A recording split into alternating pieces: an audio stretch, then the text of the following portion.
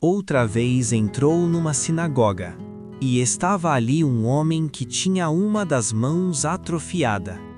E observavam-no para ver se no sábado curaria o homem, a fim de o acusarem.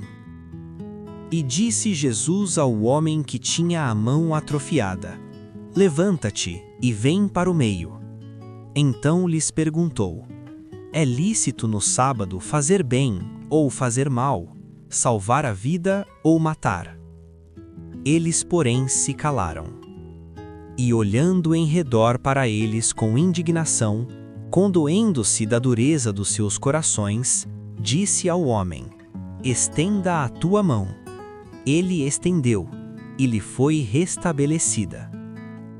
E os fariseus, saindo dali, entraram logo em conselho com os herodianos contra ele, para o matarem. Jesus, porém, se retirou com seus discípulos para a beira do mar, e uma grande multidão dos da Galileia o seguiu, também da Judéia e de Jerusalém, da Idumeia e de além do Jordão, e das regiões de Tiro e de Sidom, grandes multidões, ouvindo falar de tudo quanto fazia, vieram ter com ele. Recomendou, pois, a seus discípulos que se lhe preparasse um barquinho, por causa da multidão, para que não o apertasse, porque tinha curado a muitos, de modo que todos quantos tinham algum mal arrojavam-se a ele para lhe tocarem.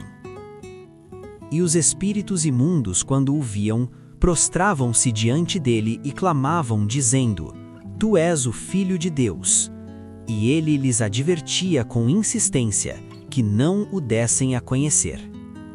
Depois subiu ao monte e chamou a si os que ele mesmo queria, e vieram a ele. Então designou 12 para que estivessem com ele e os mandasse a pregar, e para que tivessem autoridade de expulsar os demônios.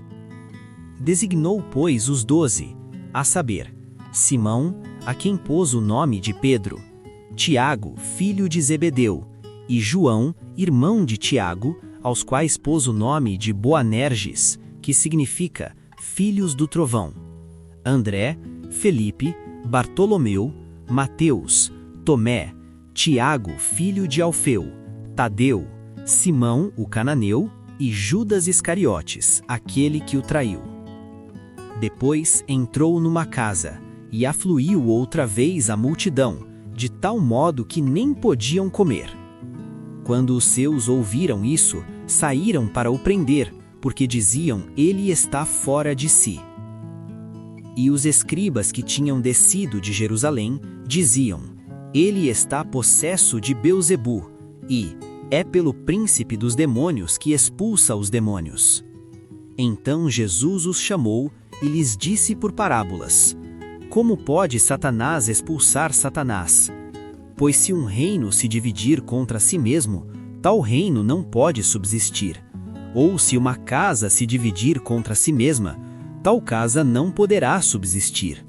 E se Satanás se tem levantado contra si mesmo e está dividido, tampouco pode ele subsistir, antes tem fim.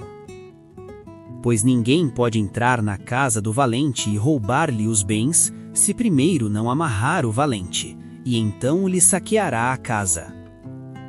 Em verdade vos digo, todos os pecados serão perdoados aos filhos dos homens, bem como todas as blasfêmias que proferirem. Mas aquele que blasfemar contra o Espírito Santo nunca mais terá perdão, mas será réu de pecado eterno. Porquanto eles diziam: Está possesso de um espírito imundo.